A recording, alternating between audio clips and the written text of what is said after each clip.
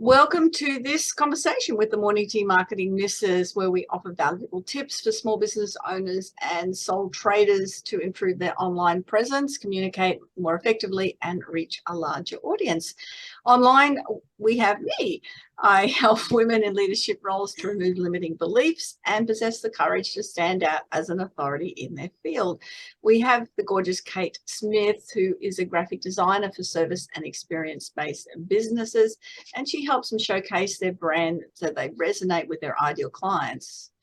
And Jan Roche's business is BizConnect Web Designs. They are experts in helping small business connect with customers online, and they're building websites and help with your SEO, your search engine optimization. And also we have Narelle. Narelle's going to be sharing some ideas with us in this conversation. Narelle is an accredited accessibility auditor.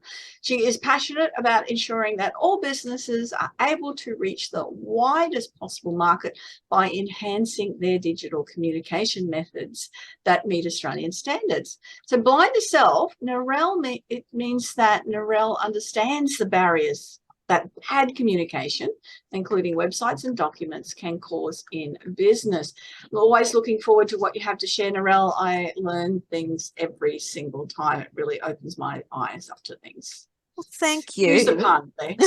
That's all right, because my eyes got open pretty well last year on something. And yeah, this is a bit more of a serious one, ladies. So I apologize in advance. Well, actually, I don't, because it needs to be said. I don't. Obviously, I think Jan may be aware. Last year, my husband got really sick, and I want to explain why accessibility is so important, and it can be life and death. And I had to make the 000 call in the middle of the night, and the operators got in the line, and they said, well, what color is he? And I said, well, actually, I can't see. I can't tell you. And they were really good, and they switched, lanes so quickly, and we had it all working. And obviously I was quite emotional and very scared and very worried. And my guide dog was on her bed going, holy smokes, what's going on here? And where I live, we're lucky. We're in an apartment complex, and the security let the paramedics in, and I'd forgotten to tell the operators about my guide dog, because I said, do you have a dog? And I'm thinking, no, I don't have a dog. No, oh, I've got a guide dog. Different. And so I started yelling, guide dog, guide dog. That was good. And look, my sons came very quickly. I'm very lucky. I'm blessed with my sons. However, we got to the hospital, and the emergency doctor was fantastic. And he was coming to me, and he was talking to me about things and telling me what was going on. And my husband was having a couple of tests, and I just had to sit. They said, no, you sit right where you are beside. This is where he's coming back to, because obviously I didn't have my guide dog with me. I had a cane, and I had my phone and my handbag, and that's it. And I didn't know where I was. I had no idea. I just had to sit. And look, they were great, but I had no water, because they don't think to get, the offsiders, the family, water. So I was just stuck there, and that was fine, because I was so concerned about Mark. The issue came. We got home, and that's all good. And I'd said to the emergency doctor, if this happens again, what am I to do? He said, just do exactly what you did this time. He said, you'll see a specialist, and then they'll have a conversation with you about what to do longer term and how to help your husband. Fantastic. Good. Got him home. Sons were there. We had a long talk and said, right, this is what we do. So we had it all organised. So my husband and I rocked up, I think it was a week later, to the specialists. And we were talking, and I'm sitting there with my guide dog. Okay, so my guide dog was there. I had my big sunglasses. Obviously, I don't wear them here, but for those that don't know, I'm very light sensitive. So I wear big, thick sunglasses all the time. And the ladies have seen me wear them, because I don't take them off when I'm outside the house. And we're talking and, getting the gist of what had to happen next. And I said to the specialist, and we were given a provisional diagnosis. I said, okay, if that happens next time, what do I do? And he goes, here's some paperwork for you to read. Now, it was about an inch thick of paperwork.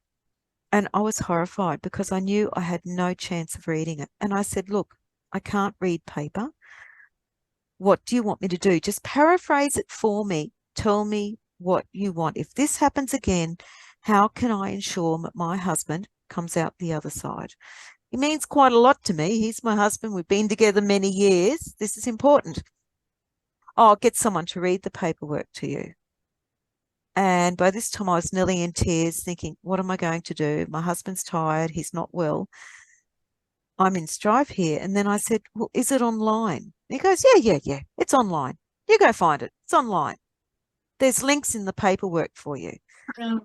And by this time, I'm just terrified thinking, okay, well, I'll find the resources myself. So got home and my husband went to bed because he wasn't feeling well. And I looked at this pack of, paperwork and thought, there's too much of it to use the tools that I can use to read paperwork. Because seriously, it was an inch thick. The contrast wasn't good. The font size wasn't good. You name it. It was terrible. So I got online and I started Googling. And I thought, okay. And there's a society, a group that for the condition that my husband has, that I went to them and I said, okay, go online, find it. Well, none of that was accessible either. They did say, and I got the title, What to Do in an Emergency. That's all I got. Wow. So I thought, well, this isn't good. And I was panicking by this stage, thinking, well, how am I going to? And I kept going back and checking my husband was all right, and coming back, getting back online. And so I rang a friend of mine and said, this has happened. I need you to do this. And he's blind as well. So he started Googling and searching. And we could not find anything that meant I could help my husband. Not one bit of it was accessible. We went to government resources. We went to, and because this was like on a Saturday morning by this stage, and because I'd been focused on getting my husband right and getting him home and fed and all the things you need to do for your partner. And so I had a friend helping me do it. My sons were all at work, so it's not like I could ring them and say, I need you to do this. And they were tired because they'd had a lot of disturbed sleep and a lot of worry as well. And in the end, I had to wait till the Monday, and I rang the society and said, listen, this is what's happened. Oh, go online. They said, well, I did, and your information is not accessible. That's just so wrong, Narelle. But it's everywhere, Janeen. I know. And I didn't know until I've started having these conversations here. I have never been so panicked in my life. And I'll tell you, I panicked. I rang a friend and she came over and she started trying to write stuff. And she said, there's too much here to put it in a form that I could read it. And then a son rang and he said, it's all right, Mum. Told him the problem. And he went on and he got my phone. He came in. He actually stopped everything, came in and sat on my phone. So I've got dot points on my phone. If it happens again, what to do. And that was the only way I could find the help. Accessibility, and people don't realise this, can be a life and death situation. If you can't find the 000 number, you don't have the language to know that that's the number you ring. So if you're an American, come here to Australia and dial 911, will it work? It actually does, weirdly, but yeah. It does it? But that's good. But can you see what I'm saying? It is, and I actually went to the Department of Health here in Queensland. I went to the Minister for Disability. I raised a stink. And did I get enough help? No. Didn't. It's really wrong in that situation that you were well, it's not that you were you treated offhandly, I think is the word I'm looking for. Yes. And making sure that that things are accessible and readable. The documentation is there. It's not just me, that elderly person that gets diabetes and they might be losing their sight, or the elderly person that's losing their hearing and they are being told to listen to something, or a person that gets up the next day. I've got friends that had an operation and woke up the next day with no sight. It is inaccessible. It is inexcusable in this day and age. And I'm asking that if any medical staff or any person that hears this, ask your doctor, is your information accessible? If you're an epilepsy society, diabetes society, you name it, the question that you need to answer is, can your information be accessed by those that need it, and not just the person with perfect sight? It's a bit deep, that one, but I just thought I think it's really important. It has to be said, this one. Yeah. Because I'm lucky my husband's healthy. He's alive. That's always a good start. He's healthy. And yeah, we've got everything under control. Thanks. It was a hard period of time. And I think I just met you, Jan, so I was sort of a bit, oh my gosh, one foot in front of the other. That's all I can do. Yeah, not and it's not.